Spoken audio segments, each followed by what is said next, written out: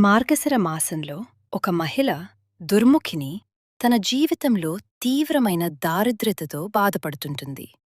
ఆమె చాలా ప్రార్థన చేసి అమ్మవారి పూజలో నిష్ఠగా పాల్గొంది.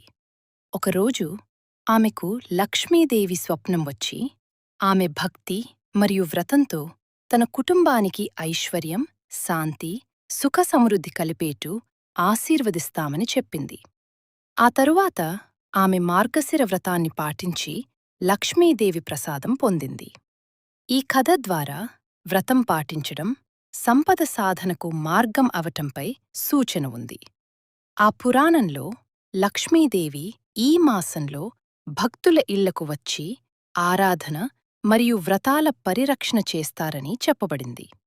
లక్ష్మీదేవి లక్ష్మీవార సమయం అయిన ఈ శుక్రవారం ప్రత్యేక పూజలు, నీతి పాటింపుల ద్వారా కుటుంబ సంపద వృద్ధి చెందుతుందని, సుఖశాంతి కురుస్తుందని విశ్వాసం ఉంది. ఈ కథల శ్రేయస్సు వ్రతం నిష్ఠగా పాటించడం ఉత్తమ ఫలం ఇస్తుంది. లక్ష్మీదేవిని ఆరాధించడం ద్వారా సంపద, ఐశ్వర్యాలు లభిస్తాయి.